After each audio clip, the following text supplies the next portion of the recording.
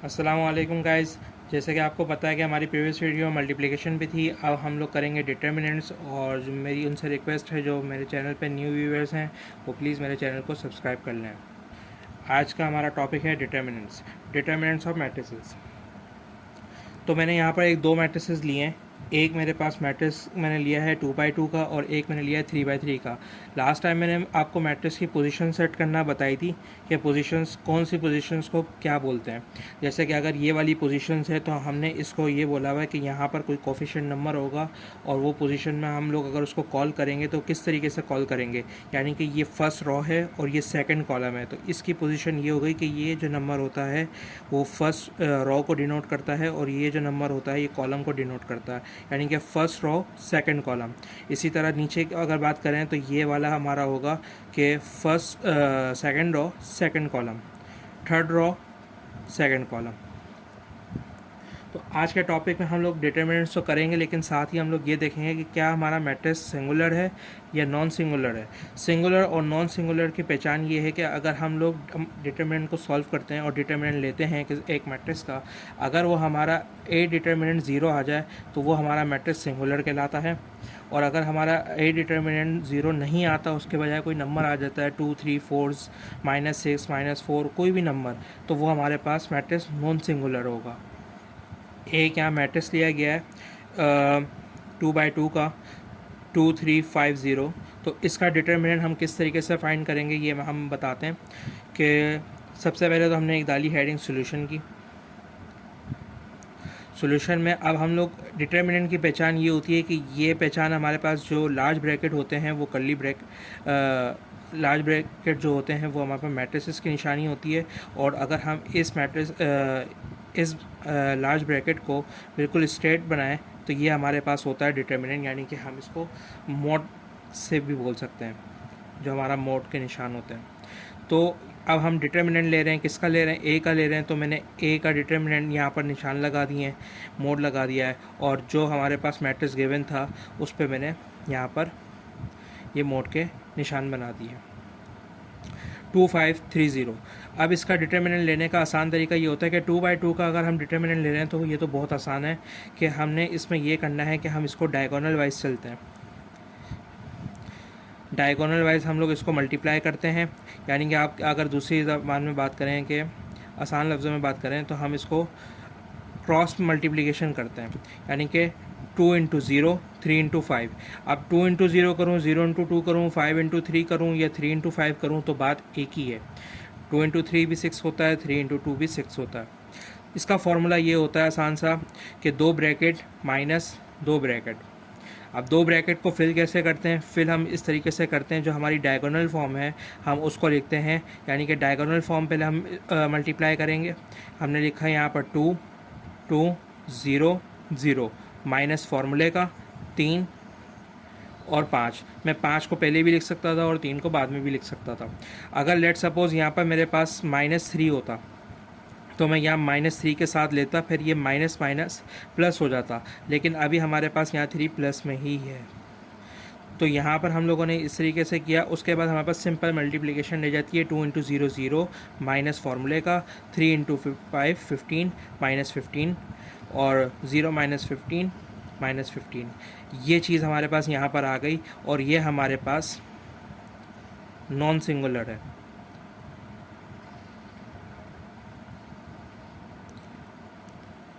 यहाँ तक क्लियर।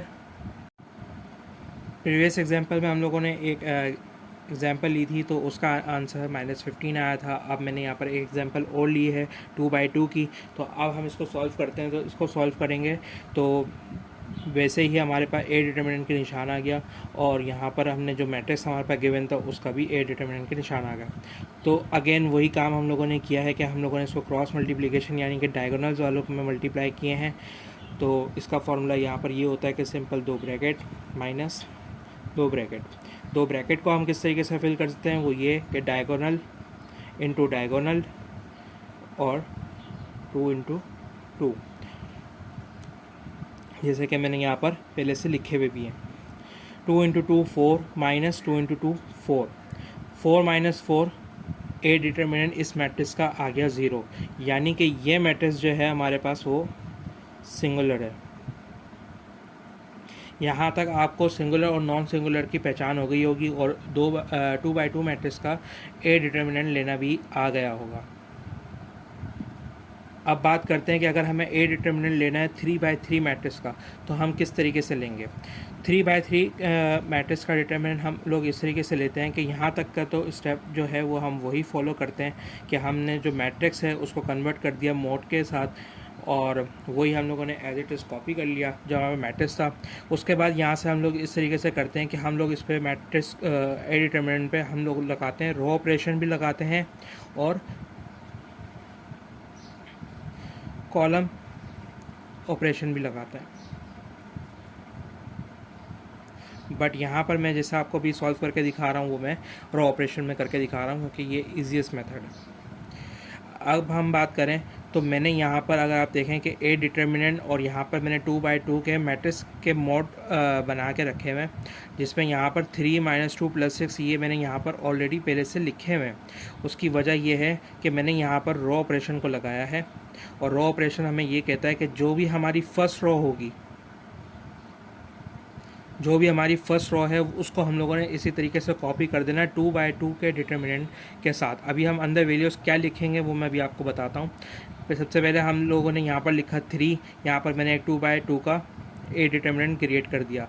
यहाँ पर लिखा मैंने 2 और यहाँ पर डिटर्मिनेंट क्रिएट कर दिया। यहाँ मैंने लिखा 6 और डिटर्मिनेंट क्रिएट कर दिया। अब हमारे पास तरीका ये होता है कि जब हम रो लिखते हैं ना, अगर हमारे पास यहाँ पर सेकेंड कॉलम में हमेशा ऐसा होगा रो ऑपरेशन में कि अगर यहाँ माइनस है तो हम इसको यहाँ प्लस करके लिख देंगे, अगर यहाँ प्लस है तो हम इसको यहाँ माइनस करके लिख देंगे, यानी कि साइन ऑपोजिट कर देंगे।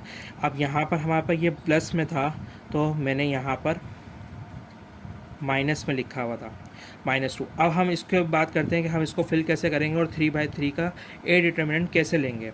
तो हमने लगाया रो ऑपरेशन। रो ऑपरेशन का मतलब ये है कि फर्स्ट रो तो आप समझ लें कि ये किस्म की हाइड हो गई है।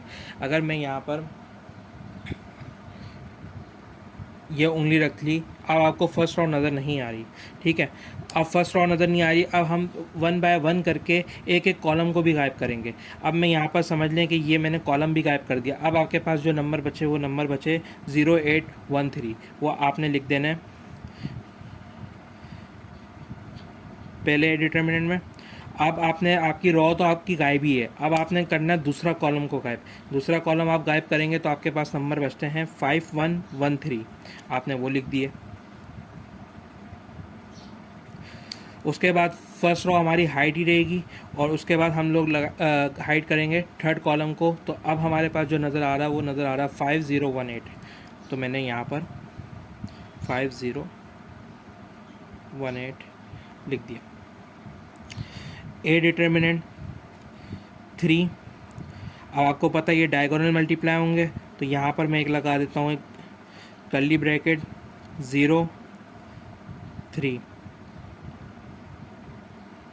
फॉर्मूले का -8 मल्टीप्लाई बाय 1, यहाँ पर curly bracket close -2 curly bracket open 2 bracket, ये मल्टीप्लाई हो गया डायगोनल में। उसके बाद जो बचे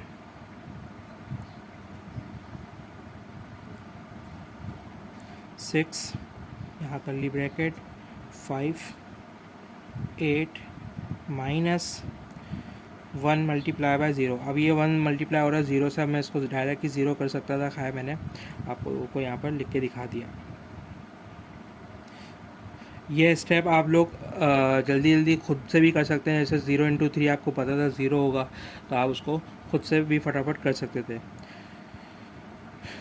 3 × 0 0 -8 1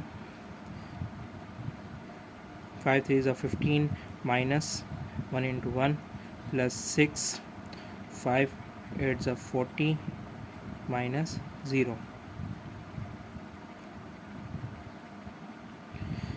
तो यहाँ तक हम लोगों ने करी सिंपल मल्टीप्लाई। तो उसके बाद हमारे पास सिंपल मल्टीप्लिकेशन है 0 - 8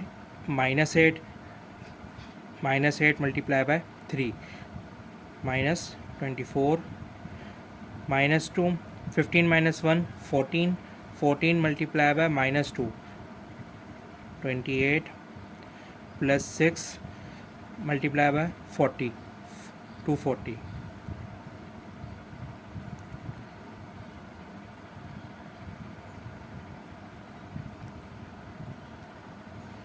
तो ये टोटल आंसर हमारे पास हो गया 188।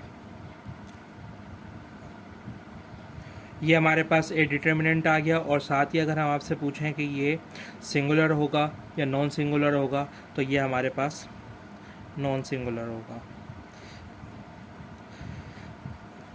गाइस, इस टॉपिक से अगर आपके पास कोई भी क्वेरी है तो आप मुझसे डिस्कस कर सकते हैं मेरे कमेंट सेक्शन में मैं अपनी ईमेल दे दूंगा, आप ईमेल पे भी मुझसे कांटेक्ट कर सकते हैं।